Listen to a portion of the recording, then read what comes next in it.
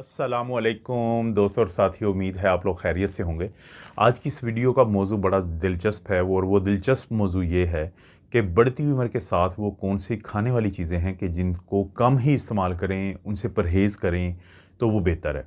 जैसे मिसाल के तौर पे अगर पहले ऐसी चीज़ की बात करूँ तो वो आता है ग्रेप फ्रूट। अगर आपकी उम्र ज़्यादा है तो चांसेस यही होते हैं कि लोग या ब्लड प्रेशर की दवाई खा रहे होते हैं या उनको डिप्रेशन या एंग्जाइटी की दवाई मिल रही होती है। अक्सर बुज़ुर्गों को डॉक्टर देते हैं और इसी तरह से बहुत सारे बुज़ुर्गों को नींद ना आने का मसला होता है, इंसोम्निया का प्रॉब्लम होता है, तो उसके लिए उनको दवाइयाँ दी जाती हैं। अब प्रॉब्लम क्या होता है ग्रेप फ्रूट के साथ? ग्रेप फ्रूट के साथ प्रॉब्लम ये होता है कि आपकी इन दवाइयों के साथ ग्रेप फ्रूट के अंदर मौजूद चीज़ों का इंटरैक्शन होता है कि बाज़ दवाइयों को काम नहीं करने देता और बाज़ को ज़्यादा काम करवा देता है और दोनों ठीक नहीं होती। तो ऐसे लोगों को हम हमेशा कहते हैं कि अगर आपकी उम्र ज़्यादा है और आप ऐसी कोई भी दवाई खा रहे हैं तो एक दफ़ा अपने डॉक्टर से ज़रूर बात कर लें, ताकि वो दवाइयों को देखते हुए फिर आपको बताएं कि आपने ग्रेप फ्रूट लेना है या नहीं लेना। इसमें कोई शक नहीं कि ग्रेप फ्रूट के अंदर विटामिन सी होता है, पोटेशियम होता है और फाइबर होता है। तो इसकी वजह से फिर जब लोग ये पूछते हैं कि अगर ये चीज़ें या इस तरह की चीज़ें हमें बताया जाता है ग्रेप फ्रूट में, तो हम फिर क्या करें? तो इसका बड़ा आसान सा हल है कि आप माल्टे खा सकते हैं, आप मीठे चूस सकते हैं। तो ये वो चीज़ें होती हैं, माल्टों का अब सीज़न है, सर्दियाँ शुरू हुए हैं, तो आप ये चीज़ें जब खाएँगे तो आपको ये सब कुछ मिल जाएगा जो ग्रेप फ्रूट के अंदर है।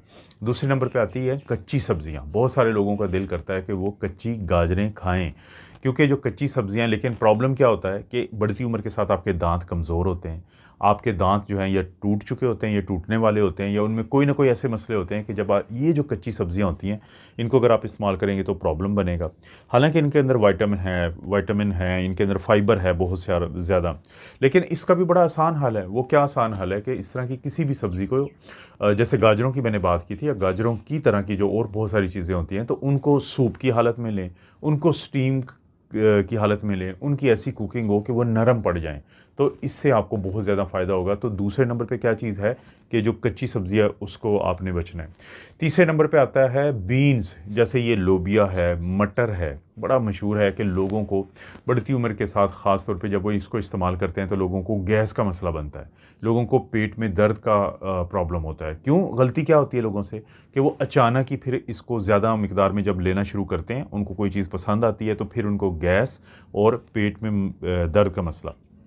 फ़ायदा क्या होता है ऐसी चीज़ें लेने का कि इनमें फ़ाइबर है, प्रोटीन है, इनके अंदर आयरन ज़्यादा होता है और उसी वक़्त में इनमें फ़ैट और जो कैलोरीज़ हैं वो कम होती हैं। तो फिर इसका फिर हल क्या है कि अगर इतने इसके बेनिफिट हैं, इतने फ़ायदे हैं, इसका तरीका है कि एक तो कम पोर्शन में शुरू करें और आहिस्ता-आहिस्ता, जैसे हफ़्ते में 1-2 दफ़ा खा लिया जाए, तो इस तरीके से लें। लेकिन अगर इसके बावजूद आपको गैस या पेट में दर्द का मसला रहता है, तो फिर भी आसान हल है कि डॉक्टर से बात करें। वो कुछ डाइजेस्टिव एंजाइम्स गोलियों और साशों की शक्ल में आते हैं, सिरप की शक्ल में आते हैं, तो आपको लिख देंगे, तो उससे आपका ये मसला हल हो जाएगा। चौथे नंबर पे जो चीज़ है वो है दूध और दूध से बनी हुई चीज़ें।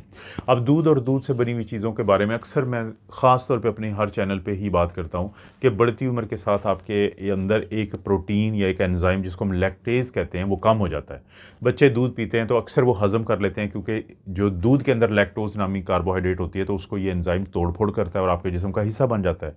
लेकिन बढ़ती उम्र के साथ क्या होता है कि ये एंजाइम, ये प्रोटीन कम पड़ जाती है, तो फिर जैसे ही वो दूध इस्तेमाल करेंगे तो अक्सर कोई पेट में दर्द हो जाएगा या उल्टियों की कैफ़ियत होगी या उनको अच्छा नहीं लगता।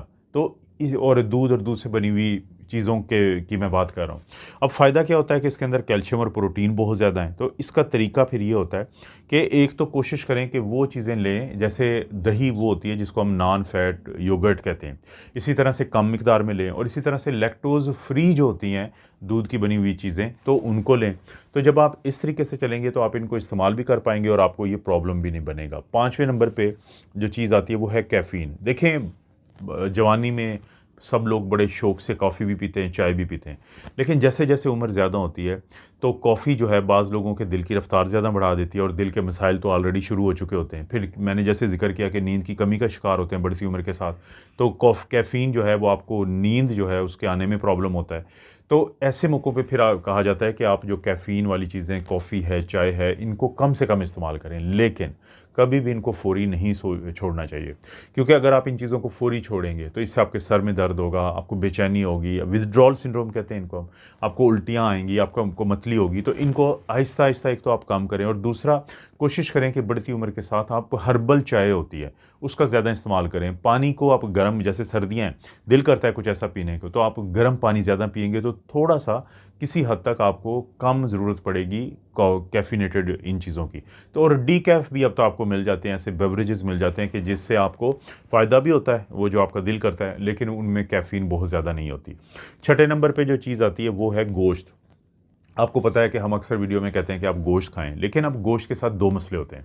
एक तो इसको चबाना ज़्यादा पड़ता है जब आप गोश्त को, क्योंकि आयरन का बेहतरीन ज़रिया है, विटामिन B12 का बेहतरीन ज़रिया है, और बहुत सारा कुछ इसके अंदर होता है। एक तो चबाने की वजह से फिर प्रॉब्लम होता है, और दूसरा क्या होता है कि फ़ैट्स होती हैं अक्सर में, आपको जो पोर्शन होते हैं वो 20% से ज़्यादा फ़ैट इसमें होती है। तो ये दो वो मसाइल हैं जिनकी वजह से बढ़ती उम्र के साथ हम कहते हैं कि गोश्त में आपने क्या करना है, एक तो 10% वो हिस्से आपने इंतखाब करने जिसके अंदर चर्बी कम से कम हो।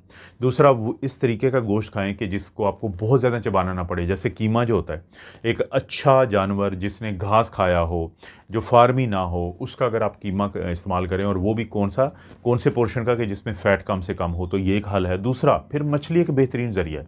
मछली जो है वो उसमें हेल्दी फ़ैट ज़्यादा है, जो बढ़ती उम्र के साथ आपको दिल की खून की नालियाँ और बाकी जिस्म के लिए फ़ायदा देती हैं, दिमाग के लिए फ़ायदा देती हैं।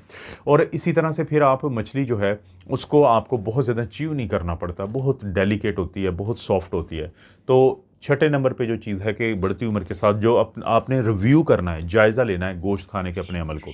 सातवें नंबर पे आता है कि ऐसे तमाम खाने के जिनके अंदर नमक ज़्यादा हो, क्योंकि हाई साल्ट फूड जो है, अगर किसी की उम्र 51 साल से 51 ईयर से ज़्यादा है और उसको कोई और मसला नहीं है, तो 2300 मिलीग्राम से ज़्यादा सोडियम नहीं लेना एक दिन के अंदर। और अगर किसी को ब्लड प्रेशर, दिल का मसला या फालिज का कोई है, तो 1500 मिलीग्राम से ज़्यादा एक दिन में सोडियम नहीं लेना। ये हाई रिस्क पेशेंट्स होते हैं, क्योंकि अगर आप नमक का ज़्यादा इस्तेमाल करेंगे तो आपका ब्लड प्रेशर ज़्यादा रहेगा, ब्लड प्रेशर ज़्यादा रहेगा तो आपको फालिज के अटैक और दिल के अटैक ज़्यादा होंगे।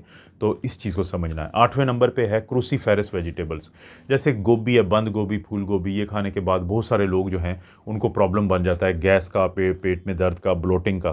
तो क्योंकि इनके अंदर देखें क्यों ज़रूरी है खाना, कि विटामिन C है, बीटा कैरोटीन है, फाइबर है, कैल्शियम है, आयरन है, फोलेट है, विटामिन A है, विटामिन K है, कैलोरीज कम होती है इनके अंदर।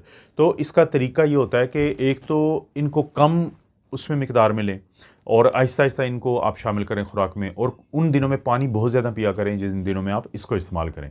9वें नंबर पे जो है वो फ्रूट्स होते हैं। आप सेब खाएंगे तो दांत आपके, ज़ाहिर है कि वो सख्त चीज़ होती है, कोशिश करें वो चीज़, सेब की जगह पे बेरीज़ होती हैं, स्ट्रॉबेरीज़ हैं, केला है, वाटरमेलन, ये तरबूज वगैरह, तो वो चीज़ें पसंद करें। तो सेब में ज़रूर ये चीज़ों में तब्दीली लाएँ। इसके बाद जो आखिरी चीज़ है वो है कि आप जो स्प्राउट्स हम कहते हैं कच्चे मत खाएं, क्योंकि जो स्प्राउट्स होते हैं मूंग की दाल के, चनों के, तो उनके अंदर बैक्टीरिया हो सकते हैं। उनको बहुत अच्छे तरीके से पकाने के बाद इस्तेमाल करें, क्योंकि इम्यून सिस्टम कमज़ोर होता है तो इन्फेक्शन के चांसेस होते हैं ज़्यादा। दोस्तों, ये 10 वो चीज़ें हैं जो बढ़ती उम्र के साथ खाते हुए आपने बहुत एहतियात करनी है, ये कम से कम खानी है। इस तरह की मालूमाती वीडियोज़ मैं बनाता रहता हूँ। वीडियो को लाइक करें, चैनल को सब्सक्राइब करें। कोई वीडियो अच्छी लगती है तो दोस्तों रिश्तेदारों से शेयर करने के ऑप्शन को ज़रूर इस्तेमाल करें। आप अपना और अपनी फैमिली का ख्याल रखें। अल्लाह ताला आपको और आपकी फैमिली को किस्म की बुराई, बीमारी और आजमाइश महफूज रखें।